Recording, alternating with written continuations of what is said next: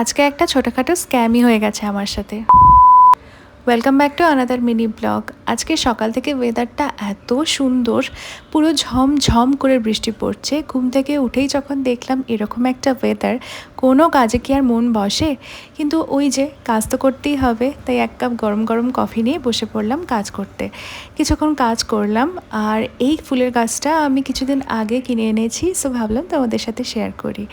আর যে স্ক্যামের কথা বলছিলাম সেটা হলো এটা, দুটো বয়েল এগ বসিয়েছিলাম, দুটোই ফেটে পুরো বেরিয়ে গেছে।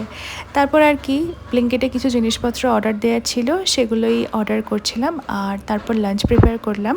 আজকে দুপুরের লাঞ্চটা ছিল ভীষণ special, easy, simple but delicious. এটা হচ্ছে চিংড়ির পোলাও। জলটা একটু বেশি দিয়ে ফেলেছিলাম, তাই একটু মাখা মাখা হয়ে গেছে, কিন্তু খেতে কিন্তু দারুণ হয়েছে। আর স্পিকারটাও অনেক দিন নিয়েছি, তাই ভাবলাম একটু গান শুনি। আর এই ওয়েদারে এরকম একটু চা তো চলতেই পারে, তাই বিকেলবেলা গান শুনতে শুনতে এই চাটা এনজয় করলাম। দেখা হচ্ছে নেক্সট ভিডিওতে। বাই।